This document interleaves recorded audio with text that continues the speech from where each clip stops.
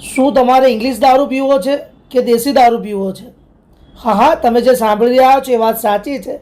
આપણે વાત કરી રહ્યા છે અટલાદરા પોલીસ સ્ટેશન હદ વિસ્તારની કે વારંવાર અહેવાલો છતાં કાર્યવાહી કેમ નહીં. અટલાદરા પોલીસની કામગીરીની સામે વારંવાર કેમ સવાલો ઊભા થઈ રહ્યા છે તેની વિગતવાર વાત કરી છે. નમસ્કાર, હું કંચન પરમાર, આપ જોઈ રહ્યા છો જનઅર્પણ ન્યૂઝ. વડોદરા શહેરમાં આવેલા અટલાદરા પોલીસ સ્ટેશન વિસ્તાર અંગે ફરી એક વખત ગંભીર પ્રશ્નો ઊભા થયા છે. વારંવાર મીડિયા પર વાયરલ થઈ રહેલા એક વિડીયોમાં સ્વામિનારાયણ મંદિરની નજીક રહેતી એક મહિલા પોતાના ઘરે કથિત રીતે દેશી અને અંગ્રેજી દારૂનું વેચાણ થતું હોવાના સ્પષ્ટપણે આ વિડીયો તમારી સામે તમે જોઈ શકો છો.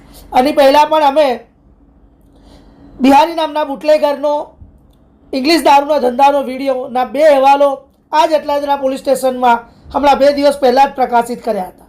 ત્યારબાદ આ જે બુટલેગર છે તેનું નામ કંચન છે અને સ્વામિનારાયણ મંદિરની બિલકુલ બાજુમાં જ્યાં સ્થાનિક લોકોનો એવો દાવો છે કે રહેણાંક વિસ્તારમાં જ્યાં નજીકમાં શાળા પણ આવેલી છે અને નાના બાળકોનું ભવિષ્ય પણ ઘડાઈ રહ્યું છે, ત્યાં જ ખુલ્લેઆમ કથિત રીતે દારૂનો વેપાર ચાલે છે.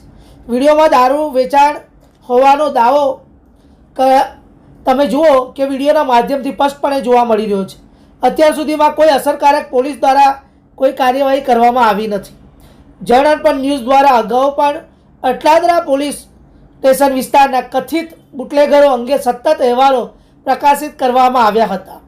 તેમ છતાં સ્થાનિક પોલીસ દ્વારા કોઈ કડક પગલાં લેવામાં આવ્યા નથી, જેના કારણે હવે પોલીસની કામગીરી સામે અનેક સવાલો ઊભા થઈ રહ્યા છે.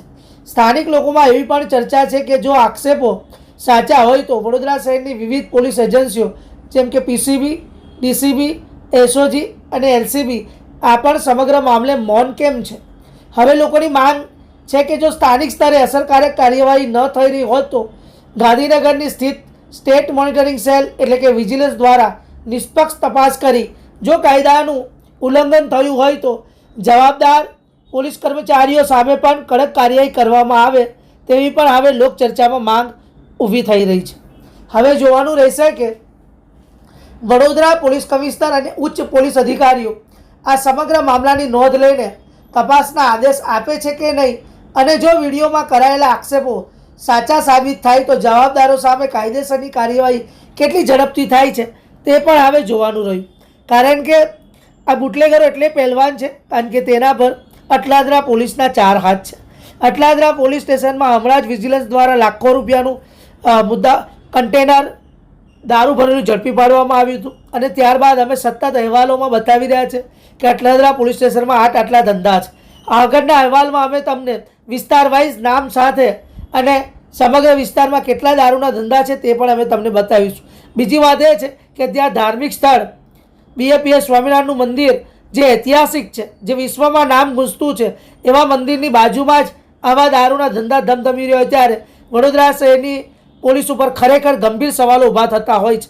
કારણ કે મંદિરમાં દર્શન કરનાર આવતા જનાર લોકો પણ વારંવાર આના વિશે પ્રશ્નો ઉઠાવ્યા છે, તેમ છતાં પોલીસ મૌન કેમ છે તે જોવાનું રહ્યું.